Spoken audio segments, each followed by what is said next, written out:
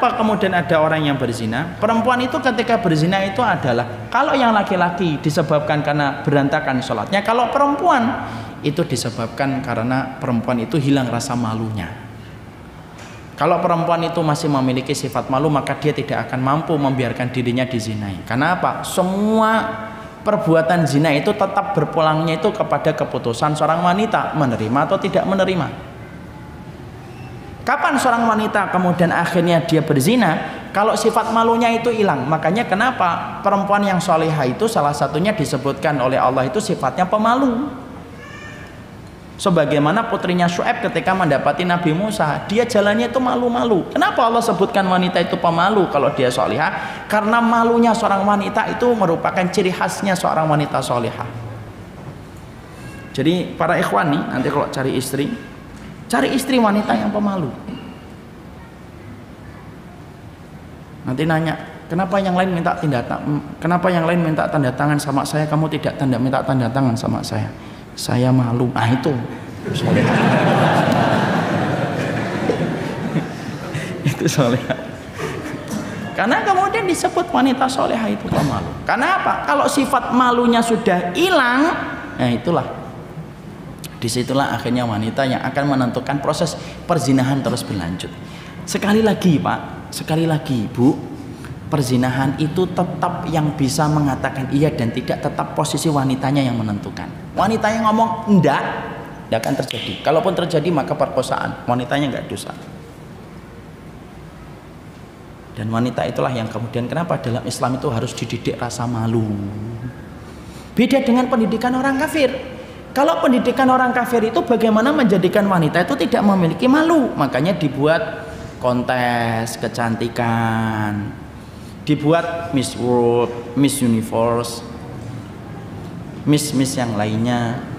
Itu kemudian cuma satu, yaitu adalah bagaimana mengambil sifat malu yang ada pada kehidupan wanita, diambil. Kalau sudah diambil, kerusakan wanita itu dimulai ketika mereka sudah rusak wanitanya. Padahal sudah sering saya sampaikan berkali-kali ya, peradaban dan kemenangan itu dimulai ketika wanitanya itu benar. Karena apa? Karena rahim yang taat akan melahirkan janin yang taat, dan pahlawan Islam itu tidak pernah jauh dari rahim yang taat kepada Allah. Kenapa orang kafir itu selalu membidik serangan mereka itu kepada kaum wanita muslimah dulu? Karena mereka tahu kalau wanita muslimahnya sudah bengkong, yang dilahirkan pun bengkong. Makanya kalau para wanita Islam itu tahu bagaimana kekuatan yang dimiliki oleh mereka itu, maka mereka pasti itu akan menjadikan seluruh kekuatan mereka untuk Islam. Maaf ya Pak dan Ibu, perempuan itu baru punya anak banyak aja ditakutin musuh. Kalau tidak percaya, tanya sama wanita Palestina yang rata-rata itu ditakuti sama Zionis Israel. Saya tuh dulu waktu di pondok sering bertanya, kenapa ya Rasulullah itu mengatakan dalam satu hadis wanita penduduk surga itu yang banyak anaknya? Kenapa ya Rasulullah itu sempat mengatakan fa ini mukatsirum bikumul umam yaumal qiyamah? Saya itu berbangga-bangga dengan umat yang banyak. Saya baru dapati jawaban yang paling realistis dan logis menurut saya masuk. Saya tetap mengimaninya pertama kali walaupun saat itu belum ketemu. Tapi akhirnya ketemu jawabannya ketika membaca tentang masalah Palestina dan negara Zionis Israel. Apa itu kaitannya Ustaz?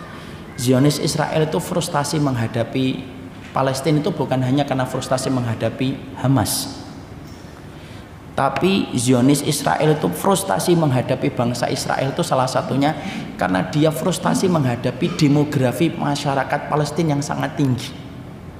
Kelahiran anak di Palestina itu tinggi. Hampir sama dengan Cina, hampir sama dengan India. Cuma tidak diberitakan aja karena Palestina negara yang tidak diakui. Rahimnya wanita Palestina itu subur. Dan membuat frustasi itu masyarakat Israel itu. Mereka bunuh 3 satu rumah, lahir 6.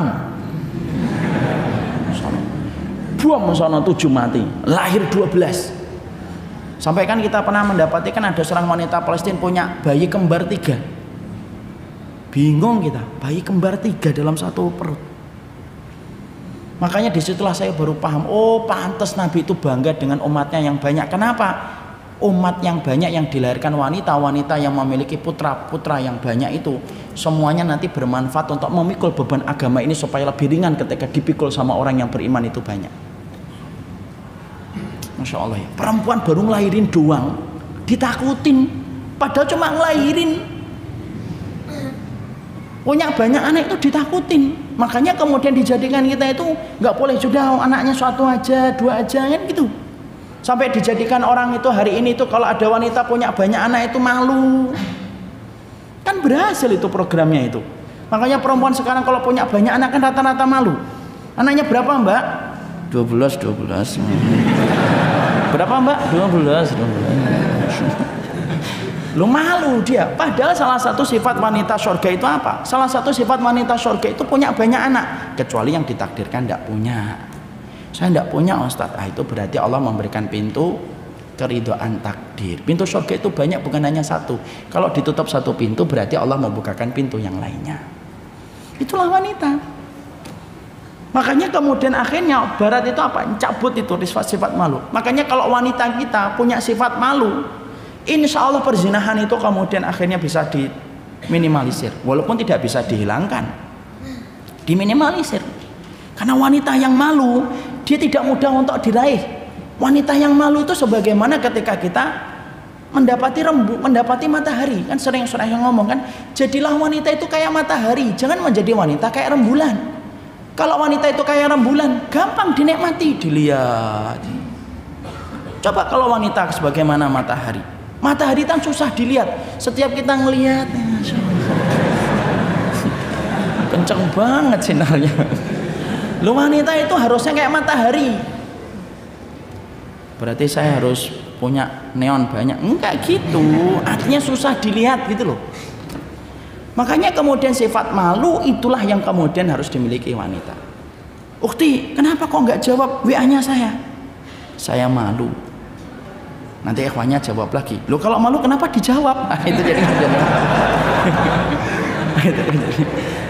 nggak boleh malu. Malu dia. Dan justru itu yang makanya kemudian penyebab yang pertama, laki-lakinya kemudian dia itu berantakan sholatnya, perempuan hilang sifat malunya. Itulah perzinahan terjadi. Sekali lagi saya mengatakan perzinahan itu tetap yang memegang kendali perempuannya. Kalau perempuannya mengatakan dia, selesai. Kecuali lakinya bejat, kemudian mungkin akan memperkosa, waliyadzubillah, naudzubillah min dzalik. Kalaupun diperkosa dia yang akan babak belur. Sekali semuanya kembalinya kepada perempuan. Walaupun kalau nanti terjadinya zina kemudian tidak boleh disalahkan perempuan. Kenapa dia berzina? Kenapa kamu berzina Pak? Karena dia mau Pak. Nah, nggak boleh, tetap dosanya sama dua-duanya, laki-laki dan perempuan. Makanya disebutkan kata zina itu penzina perempuan dulu, wazaniyatu. Kenapa disebutkan penzina perempuan dulu? Karena dialah yang harusnya bisa menahan supaya perzinahan tidak perlu terjadi. Kapan? Kalau dia punya sifat malu. Makanya didiklah anak kita yang perempuan itu malu. Jadi kalau anak kita kecil malu, antum harusnya bangga sebagai orang tua. Ini kalau saya kadang-kadang ngetes tuh anak saya yang perempuan, es krim gitu. Es krim itu kalau di perumahan kan dia pakai sepeda motor kan, cepet dia. Saya bilang panggil es krim nak. Cepet-cepetan dia nyari jilbab gitu. Terus saya bilang, nanti kelamaan, ketinggalan nanti motornya sudah jauh. Ya enggak bisa, lebih malu kalau enggak pakai jilbab. Itu mahal itu kalau sudah anak kita bisa ngomong kayak gitu. Dan biarkan itu ada sampai dia dewasa. Kenapa? Kalau antum punya anak perempuan 1, 2 sudah punya sifat malu, dan sifat malu itu menjadikan dia menjaga dirinya sampai pernikahan, itu sutrohnya antum dari api.